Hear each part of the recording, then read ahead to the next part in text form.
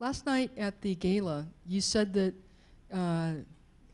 your last documentary might be your last documentary, and I'm really hoping it's not, but I was wondering why you said that. Well, I said it at the end of Capitalism, a Love Story, which you'll see at the, if you haven't seen it, if you're going to it this afternoon. And if not, it'll be on home video next week, I think. Well, there's a lot of reasons. None of them are going to sound very good. I'm tired. I've done this for 20 years. I started 20 years ago in the hopes of saving my hometown of Flint, Michigan, in the hopes of getting companies like General Motors to turn around and listen to the consumers and the public and all that. And so we know what happened to Flint. We know what happened to GM. And you know, if you make a number of these films, and you know, you can sit back and feel, wow, I was really ahead of the curve. And what good does that do? Other than a few, you know, pleasurable moments in the shower. I mean, what's... Oh, I was ahead of the curve. So love myself.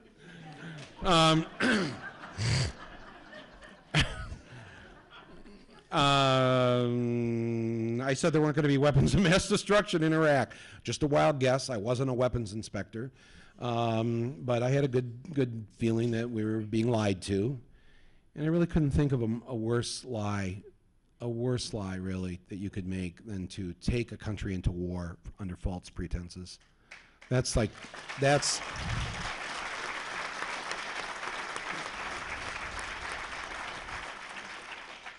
poor dad. He was in the 1st Marine Division in the South Pacific all through World War II, and he's still with us. He'll be 89 in August, and he's just been beside himself with, you know, because anybody who's really been in a war never wants to see that visited upon anyone else. And so so I and many of you remember that February 15th, a month before the war started. I'm sure you had a march here in Sedona. I'm sure we had one up in northern Michigan.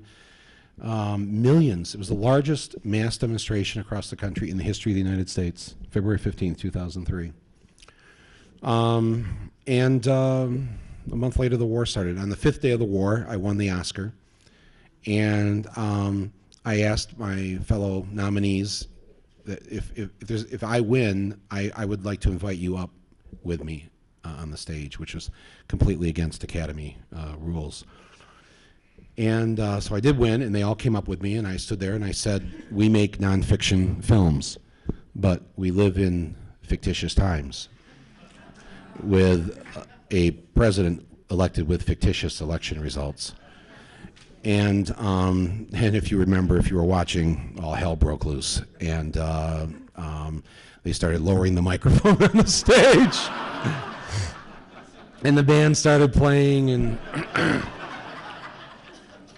I was able to get my last line off that anytime you got the Pope and the Dixie Chicks against you, your time is up. So, but no one remembered the humor of the moment. And it was pretty rough going there after that. I was pretty much persona non grata, if you remember. I remember Keith Olbermann attacking me. I remember Al Franken telling me that the war was right. I remember Harvey and Bob Weinstein, who were producing my film, telling me that I needed to support the war. My agent, Ari, the famous Ari, telling me that the war was right. And I'm sure many of you remember that kind of lonely feeling, taking that, especially once the war started, because you got to support the troops. And of course, everybody felt their hearts went out to the soldiers who were caught in. I mean, these kids had gone, most of them after 9/11, because they wanted to defend the country. We were attacked, and they joined with they were willing to give their lives so that we wouldn't have to. What greater gift could you be willing to offer to defend us in case that happened again, right? Or to go get the people that did it, right? It's like, So it wasn't about the troops, but you know, I went through a lot. I won't go into any of it, you know, publicly right now because but nonetheless, Kathleen and I and a few others, we decided to kind of pick ourselves up after we were told that we were toast in Hollywood, and that'll be the last time that I'll go to the Oscars and all that. And we decided over the next 12, 14 months to make Fahrenheit 9/11. And when I look at Fahrenheit 9/11 now and look back at where my head was really at, which was I was under complete and total attack by, again, the Keith Olbermanns, and who has since apologized, and of course we know he's doing great work, and Al Franken and all the others, but liberals were for the war. So to sort of pick myself up and to make that film, I look at the film now and I'm going, wow, what possessed me to make that film and to just stick to it? I'm because I know myself better than that, and if you knew me better than that, you'd know that I'm not as brave as I may appear to be. So so I'm not able to turn GM around. I'm not able to save Flint. I'm not able to stop a war that's still going on.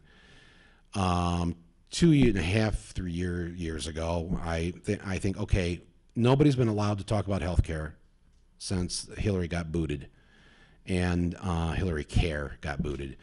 And so I thought it was time to bring this subject up again. And now it's in full force, and now I see what's going to happen. Nada. So after all of this, I just am at the place of, I don't mean to sound, I don't want you to leave with I don't want to, I really want people to be optimistic, and I do want hope to survive all of this. But on a personal level, it's taken a lot out of me. And you can, I mean, I've never been a skinny guy, but you can, if you watched Roger and Me the other night, I look like a normal Midwestern guy in that movie. And at what point do you say this is hurting me too much personally? You know, this is doing too much negative on my own existence. And yes, it's good to be selfless, and I try to be as selfless as I can. And I know you like to see these movies, and I like to make them, but there are those moments, and they are many, where I think, what is the friggin' point? Because nothing seems to really change. And then I go back and I take the long view and I say to myself, well, you know, actually things do get better. We were a slave nation of slave owners, you know, and women couldn't vote. It wasn't even 100 years ago, you know, that the majority of the population couldn't vote. So that means we lived in an apartheid nation because the minority controlled everything. So if you look at that, the long view of it, things get better. Our daughters, thanks to, you know, the Mary Fishers and my wife and all of you women, and have it better. That statistic this week in the paper about there's now in college, there are more women in college than men. That's, to see that, to have my dad, to have older people to be able to live long enough to see that, that's an incredible accomplishment. So I try to stay there in that place as much as possible. But personally, I don't want to be this thing where, well, Michael Moore will take this on next, you know, and I've got, you know, 1 million people on my website, and I got 750,000 Twitter followers.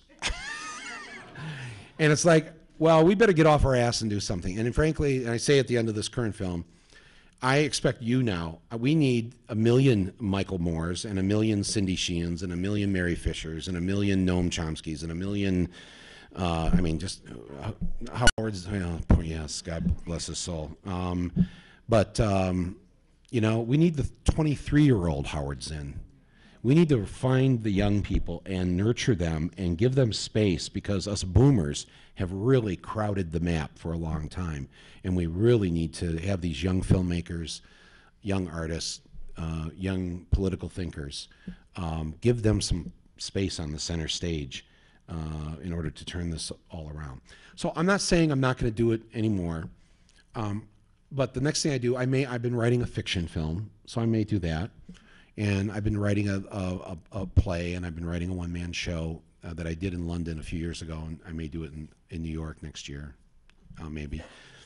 And I've got a book I'm writing. So I'm busy, don't worry about me. I have work.